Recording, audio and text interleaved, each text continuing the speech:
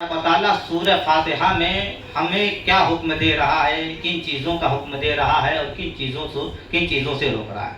पहले जान लें कि सूरह फातिहा ये मक्की है और रिवायतों में आता है कि ये मक्का और मदीना दोनों जगहों पर अल्लाह तबारक व तआला ने इस सूरह को नाजिल किया। मक्की और मदनी किसे कहते हैं? हिजरत से पहले या मक्का में जितनी भी सूरतें, जितनी भी आयतें नाजिल की गईं उसे मक्की कहा जाता है, और मदीना में हिजरत के बाद जो आयतें, जो सूरतें नाजिल हुई उसे मदनी सूरह कहा जाता है।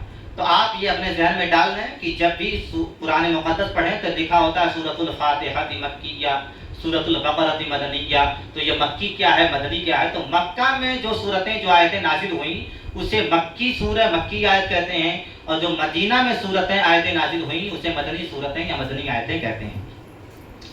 पहली आयत है सूरह फातिहा की, अल्हम्दुलिल्लाहि रब्बिल आलमीन, जिसका आम फहम ज़बान में ये जान ले तर्जमा है सब तारीफ़ें अल्लाह के लिए जो तमाम जहान वालों का पालने वाला है, जो तमाम जहान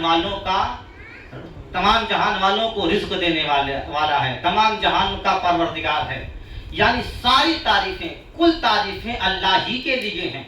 चाहे आप थोड़ी तारीफ करें, ज्यादा तारीफ करें, मुकम्मल तारीफ करें, हर तारीफ अल्लाह के लिए है और इबादत का मुस्तहिक सिर्फ वही है, इसलिए कि वो तमाम जहान का पालने वाला है। और ऐसा नहीं कि सिर्फ हम तारीफ करें, बल्कि चाहिए ये कि सारी दुनिया अल्लाह की तारीफ करे, इसलिए कि इसमें एक लफ्ज है रब्बिल आलमीन। तो रब्बिल आलमीन, आलमीन आलम से बना, आलम के माने होता है दुनिया, और आलमीन ये आलम की जमा है, आलम के माने दुनिया, तो आलमीन तमाम दुनिया का रब है, तमाम दुनिया का पालने वाला। ऐसा नहीं कि अल्लाह ताला सिर्फ मुसलमानों को रिज़्क़ देता है, सिर्फ मुसलमानों को खिलाता है, मुसलमानों को पिलाता है, या फिर सिर्फ मुसलमान ही उसकी सूरज की रोशनी से फ़ायदा उठा रहे हैं, या जो उसने हवाएं जारी की उसमें मुसलमान सांस ले रहे हैं, बल्कि सारी दुनिया, चाहे वो मुसलमान हो, गैर मुस्लिम हो, सारे के सारे अल्लाह तबारक व तआला के नेमतों से फ़ायदा उठा रहे हैं। तो सारी दुनिया वालों को चाहिए कि वो अल्लाह की तारीफ़ करें, लेकिन अल्लाह तबारक व तआला ये तौफीक सिर्फ अपने नेक बंदों को, उन बंदों को अता फरमाता है जिन्होंने अल्लाह के मजहब को पसंद किया, उस मजहब को पसंद किया जिसे अल्लाह तबारक व तआला पसंद फरमाता है।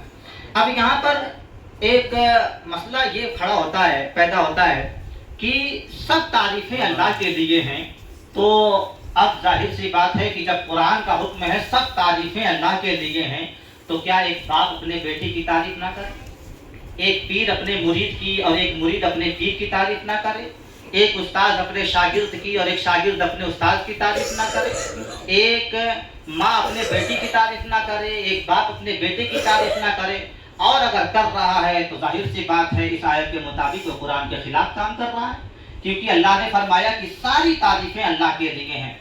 तो फिर आपको ये किसने इजाज़त दे दी कि अपने बेटे की तारीफ़ करें? आपको तो सिर्फ अल्लाह की तारीफ़ करनी चाहिए।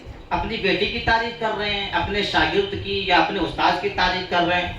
तो देखें, दर हकीकत जब बंदा किसी भी चीज़ की तारीफ़ कर रहा होता है तो वो अल्लाह ही की तारीफ़ होती है। जैसे मिसाल के तौर पर ये माइक की आवाज़ बहुत अच्छी है, दूर तक हमारी आवाज़ जा रही है, और अगर हम ये कहें कि ये माइक बहुत अच्छी है, इससे आवाज़ हमारी जो है बहुत दूर तक जा रही है और आवाज़ भी अच्छी आ रही है, तो ये माइक की तारीफ़ है? ये मशीन की तारीफ़ है? नहीं, ये मशीन बनाने वाले की तारीफ़ है। आपके घर में हम दावत पर आए, खाना खाया, खाने के बाद हमने आपसे कहा कि आपके वहाँ खाना बहुत अच्छा बना, खाना बहुत अच्छा है, तो ये खाने की तारीफ नहीं है, दर हकीकत खाना बनाने वाले की तारीफ है।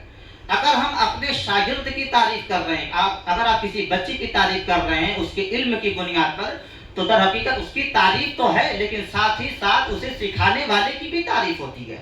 तो याद रखें, दुनिया में हम किसी भी चीज़ की तारीफ करें वो दर हकीकत अल्लाह तबारक व तआला की तारीफ